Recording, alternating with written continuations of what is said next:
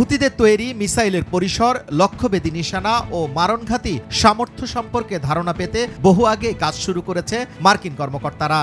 কিন্তু কতটুকু সফলতা পেয়েছে সেই প্রশ্ন বিশ্বজুড়ে। এবার ইয়েমেনের মাহরিব প্রদেশের যুক্তরাষ্ট্রের ৩৫১ কোটি টাকার ড্রোন ভূপাতিত করার দাবি করেছে দেশটির সশস্ত্র বিদ্রোহী গোষ্ঠী হুতি।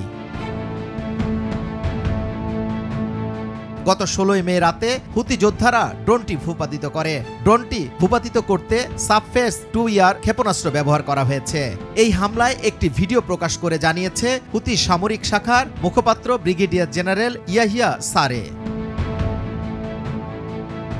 গত ১৭ মে ইরানের সংবাদ মাধ্যম প্রেস টিভি জানায়, যুক্তরাষ্ট্রের গোয়েন্দা ড্রোন মডেল MQ-9, যা বাজার মূল্য $3 কোটি, বাংলাদেশি অর্থে প্রায় ৩৫১ কোটি টাকারও বেশি। সামাজিক যোগাযোগ মাধ্যমে একটি ড্রোনের ধ্বংসাবশেষের ভিডিও ছড়িয়ে পড়ার কয়েক ঘন্টা পরই হুতি বিদ্রোহী গোষ্ঠী জানিয়েছে এটি যুক্তরাষ্ট্রের গোয়েন্দা ড্রোন MQ-9। তারা এটি ভূপাতিত করেছে।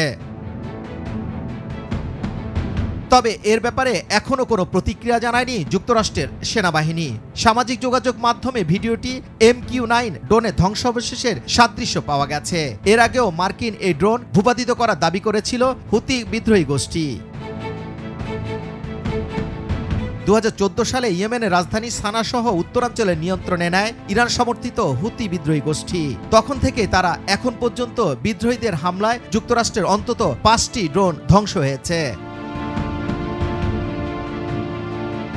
হুতিদের পৃষ্ঠপোষকতায় আছে ইরান। ২০১৪ সালে ইয়েমেনের গৃহযুদ্ধ তীব্র হওয়া এবং সৌদি আরবের সঙ্গে ক্রমবর্ধমান দ্বন্দ্বের জেরে হুতিদের সহায়তা বাড়িয়ে দেয় Iran. Center for statistic and international স্ট্র্যাটেজির ২০২১ সালের প্রতিবেদন থেকে জানা যায়, অস্ত্র ও কারিগরি সুবিধা দিয়ে হুতিদের সহায়তা করে ইরান। ইয়েমেনের 1 দশক ধরে চলা গৃহযুদ্ধের একটি পক্ষ হুতি, যারা আনসারুল্লাহ নামে পরিচিত। ১৯৯০ সালে তাদের উত্থান। তাদের নেতা হোসাইন আল হুতি শিয়া ইসলামের এজিদি ধারার অনুসারী ধর্ম পুনর্জাগরণমূলক আন্দোলন শুরু করেন। যুবরাজ ফয়সাল, নিউজ ডেস্ক, ভোরের কাগজ।